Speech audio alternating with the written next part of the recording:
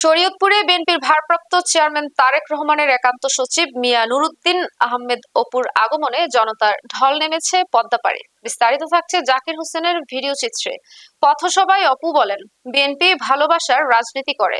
এ সময় তিনি শরীয়তপুরকে উন্নয়নমুখী জেলা গড়ার অঙ্গীকার করেন এবং সবাইকে ধানের শীষে ভোট দেওয়ার আহ্বান জানান। শরীয়তপুর ১ আসনে সাইদ আহমেদ আসলামের নাম প্রার্থী হিসেবে ঘোষণা করেন এবং পথসভায় জেলা ও কেন্দ্রীয় বিএনপির নেতৃবৃন্দ সহ বিভিন্ন অঙ্গ সংগঠনের নেতাকর্মীরা উপস্থিত ছিলেন।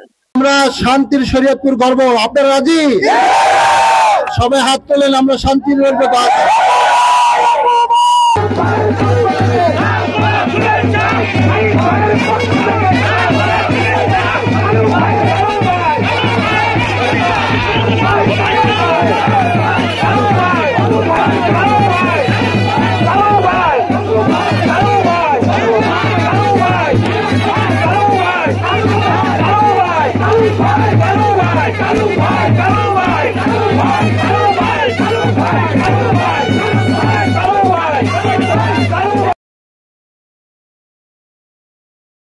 দোকানে ওই যে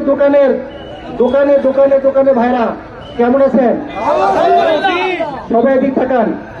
আমরা উপরে উনি ওনার কোন বান্দাকে দিয়ে কি করবে আমরা জানি না, উনি দেখছেন আগামী দিনের যত শরীয়তপুরের উন্নয়নমূলক কাজ আছে, হসপিটাল, রাস্তা, স্কুল, কলেজ, আমি আসার পর মডেল শরীয়তপুর গর্ব। আপনারা রাজি? আপনারা আমাদের পাশে থাকবেন? আপনারা রাজি? আমরা শরীয়তপুরে আগামী দিনে কৃষি বিশ্ববিদ্যালয় বানাবো ইনশাআল্লাহ। আমরা ইপিজেড বানাবো ইনশাআল্লাহ। আমরা মেডিকেল কলেজ বানাবো ইনশাআল্লাহ। এই জন্য আল্লাহর রহমত দরকার। কি দরকার? সবাই আল্লাহর রহমত কামনা করবেন, ঠিক আছে? কান্ডার হিসাবে আমাদের ভাই সাইদ আসলাম সাহেবকে আমরা ইনশাআল্লাহ মনোনীত করব।